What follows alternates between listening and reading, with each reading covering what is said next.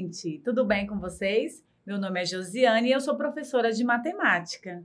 E para os professores que estão nos assistindo, iremos trabalhar hoje com a habilidade resolver e elaborar problemas que envolvam cálculo do valor numérico de expressões algébricas, utilizando as propriedades das operações.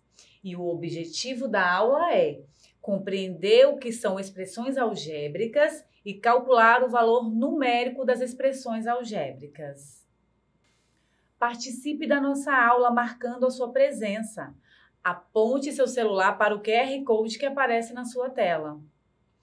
Agora que já passei todas as informações, vamos começar? Venha comigo! Quem aqui costuma ir à padaria? Tenho certeza que muita gente adora comprar coisas gostosas na padaria, não é verdade? Digamos que você acordou hoje, foi à padaria e comprou 6 pães e 3 rosquinhas para tomar seu café da manhã. Como podemos calcular o preço que você pagou na padaria? Podemos calcular esse valor utilizando expressões algébricas. Você já ouviu falar? Como você comprou 6 pães e 3 rosquinhas, o preço total pago na padaria pode ser dado pela seguinte expressão, que é 6x mais 3y. O x, ele representa o valor dos pães que ainda é desconhecido. E o y representa o valor das rosquinhas. Um outro exemplo é quando vamos à papelaria e compramos 10 canetinhas e 5 cartolinas. Podemos encontrar o preço pago na papelaria utilizando a seguinte expressão, que é 10A mais 5B. O A vai simbolizar o valor desconhecido das canetinhas e o B vai simbolizar o valor das cartolinas. Essa expressão que apresenta letras, números e operações matemáticas são chamadas de expressões algébricas e é o nosso conteúdo da aula de hoje. A história da álgebra começou por volta do século III d.C., quando Diofante fez suas primeiras tentativas de criar a expressão algébrica. François Vitet era um advogado que viveu no século XVI e adorava dedicar seu tempo para estudar matemática. Ele foi um dos principais responsáveis em desenvolver a linguagem algébrica. Durante uma guerra entre Espanha e França, Vitet descobriu um código bem complicado usado pelos rivais para enviar mensagens. Ele ficou conhecido como o pai da álgebra. Mas foi René Descartes que adotou a expressão algébrica que usamos hoje. E assim foi surgindo a expressão algébrica. Agora que você já sabe o que é uma expressão algébrica, gostaria que resolvesse a questão ao lado. Se você foi em uma loja de roupas e comprou 2 tênis e 4 camisas, como você representaria o preço pago nessa loja utilizando uma expressão algébrica?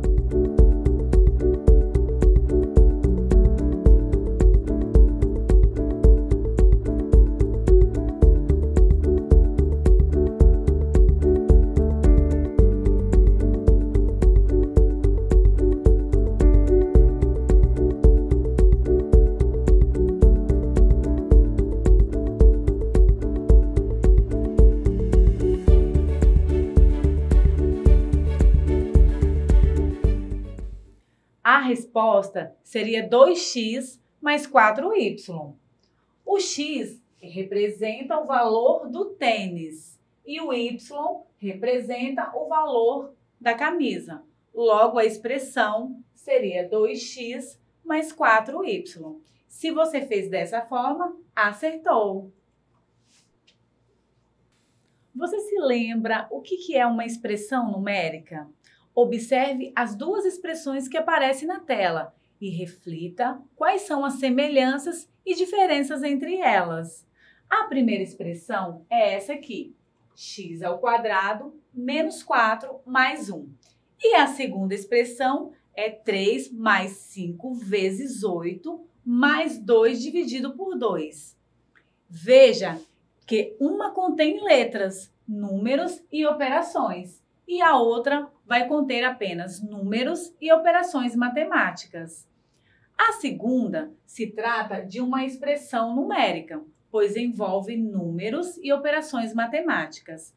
Já a primeira trata-se de uma expressão algébrica, porque além de apresentar números e operações matemáticas, aparecem também a letra, que no caso é o X, conforme você vê aqui ao lado. Agora eu vou passar um desafio para vocês. Uma indústria produz 2 tipos de camisas. O primeiro tipo com preço de R$ 36,00 por unidade e o segundo tipo com o preço de R$ 47,00 por unidade. Se chamarmos de X a quantidade vendida do primeiro tipo e de Y a quantidade vendida no segundo tipo, qual a expressão algébrica representa o total vendido pela empresa? Acertou quem respondeu 36x mais 47y. O x e o y são chamados de variáveis e representam números desconhecidos. Cada multiplicação de um número por uma variável, ou seja, uma letra ou uma multiplicação entre 2 variáveis, é chamada de termo da expressão algébrica. Numa expressão algébrica, temos nomes especiais para os termos.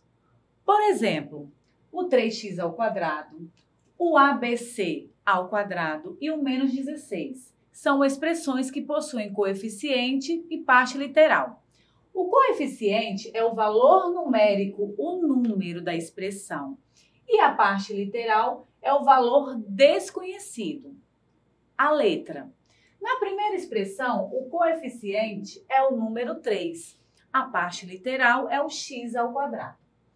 Na segunda expressão, o coeficiente é o número 1 e a parte literal é o ABC². E na terceira expressão, a gente não tem parte literal, mas tem o coeficiente que é o menos 16. Vou precisar que você desenhe essa tabela aqui no seu caderno.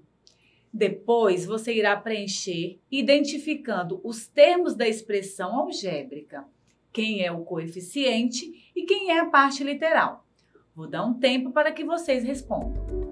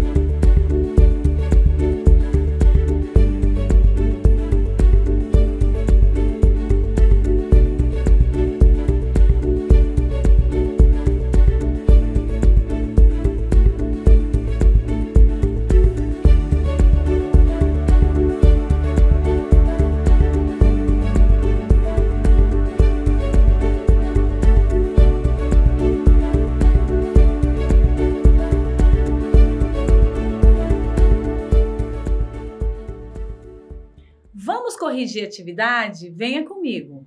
Na expressão 3AB, o coeficiente vai ser o número 3 e a parte literal vai ser o AB. Na segunda expressão, que é 1/6 x², o coeficiente vai ser 1/6 e a parte literal vai ser o x². Na expressão x⁻², yz⁻², o coeficiente vai ser o número 1 e a parte literal vai ser x⁻², yz⁻². Na expressão menos 10, o coeficiente vai ser o menos 10 e não vai existir parte literal. Na última expressão, que é o A, o coeficiente vai ser o número 1 e a parte literal vai ser o A. Voltando agora ao exemplo da ida à padaria. Iremos calcular o valor gasto na compra dos pães e das rosquinhas. Para isso, precisamos encontrar o valor numérico da expressão 6x mais 3y. Se o pão custava 80 centavos e você comprou 6 unidades e a rosquinha custava 50 centavos e você comprou 3 unidades, quanto você pagou nessa compra? Vou te ajudar a calcular. Se o valor do pão é 80 centavos e você comprou 6, você multiplica a quantidade de pães pelo valor da unidade. Então, 80 centavos vezes 6 é igual a R$ 4,80. Vamos somar o total de pães com o total de rosquinhas, que é R$ 4,80 mais R$ 1,50, que vai dar R$ 6,30. Logo, o total gasto na padaria foi de R$ 6,30. Você deve ter observado que ao fazer essa conta, eu substituí a variável x pelo valor do pão e a variável y pelo valor das rosquinhas e fiz a multiplicação dos valores para encontrar um outro valor desconhecido. Lembra da indústria que fazia 2 tipos de camisas? A do primeiro tipo custava R$ 36,00 e a do segundo tipo custava R$ 47,00. Se eu for nessa indústria e comprar 12 camisas do tipo 1 e 8 camisas do tipo 2, quanto que eu vou pagar por todas essas camisas? Vou dar um tempo para que vocês respondam.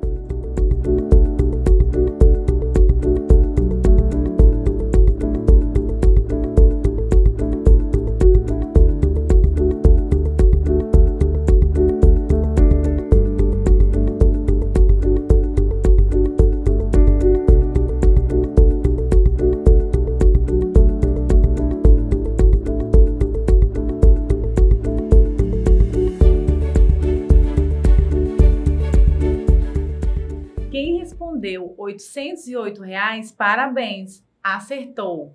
Para responder essa questão é muito simples. Digamos que você atribuiu a variável x para a camisa do tipo 1 e y para a camisa do tipo 2. Agora você vai substituir x pela quantidade de camisas do tipo 1 que comprei, que foram 12, e vou multiplicar 36 vezes 12, que é igual a 432. Substituindo y pela quantidade de camisas do tipo 2 que comprei, vou multiplicar 47 vezes 8, que vai dar R$ 376. Somando os dois valores, 432 mais 376, vou pagar o valor de R$ 808 pelas camisas. Você sabia que existe um jeito de estimar o número do calçado através do comprimento do seu pé? Mas como fazemos isso? Primeiro, você pega uma fita métrica ou uma régua e mede o tamanho do seu pé. Existe uma expressão algébrica que nos ajuda a calcular, que é 5P, P de comprimento do pé em centímetros, mais 28 dividido por 4. Eu, por exemplo, medi o meu pé e tenho 23,5 centímetros. Vou multiplicar 23,5 por 5, somar com 28 e dividir por 4. O resultado deu 36,4 aproximadamente. Logo, o número do meu calçado é 36. Que tal saber se a fórmula funciona para você? Meça seu pé e substitua o valor por P e calcule. Depois nos conte sobre seu resultado, compartilhando nas redes sociais e colocando a tag Dever em Casa na TV. Uma outra curiosidade é estimar sua altura. Você sabia que obtendo a altura do seu pai e da sua mãe, você pode estimar quanto você vai medir? Para isso, temos a ajuda de uma expressão algébrica. Se você for menino, você vai utilizar a seguinte expressão: P, que é a altura do pai, M, a altura da mãe, mais 13, dividido por 2. Se você for menina, você vai utilizar a expressão P mais M, menos 13, dividido por 2. O P representando a altura do pai e o M representando a altura da mãe. Eu, por exemplo, tenho um filho de 7 anos, ele se chama Pedro. A minha altura é 1,65 m e a altura do pai do Pedro é 1,78 m. Vamos saber qual vai ser a estimativa da altura dele na vida adulta? Para começar, vamos substituir a variável P por 178, que é a altura do pai. Vou retirar a vírgula. Somar com minha altura, 165, retirando a vírgula também.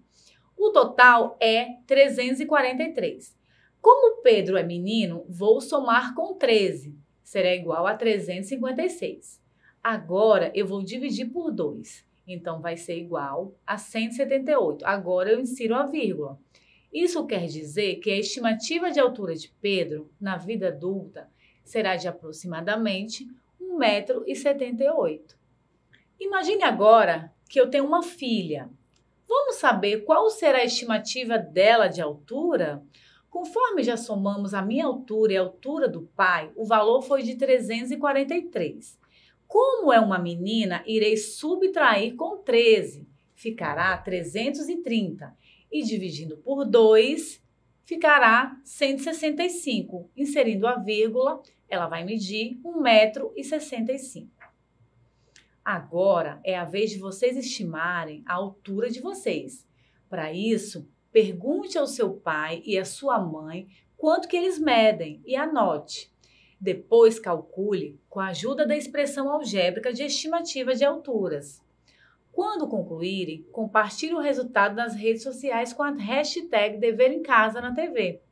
Vocês aprenderam hoje que a expressão algébrica é formada por letras, números e operações matemáticas.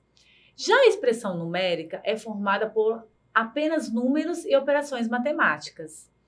Na expressão algébrica, utilizamos letras para representar os valores desconhecidos. Essas letras, elas são chamadas de variáveis. Utilizamos também nomes especiais para os termos das expressões algébricas. Os números são chamados de coeficientes e as letras são chamadas de parte literal. Podemos encontrar um valor numérico substituindo a variável por um valor dado e efetuando os cálculos. Os números escritos na frente das letras deverão ser multiplicados pelos valores atribuídos às letras. Espero que vocês tenham gostado da aula de hoje e tenham aprendido bastante. E continue assistindo o Dever em Casa na TV. Sempre teremos aulas bem interessantes e incríveis para vocês. Não percam a próxima aula. Quem ainda não marcou sua presença, aponte seu celular para o QR Code que aparece na sua tela. Não deixe de registrar. E lembrem-se, mesmo distantes, estamos juntos. Até a próxima!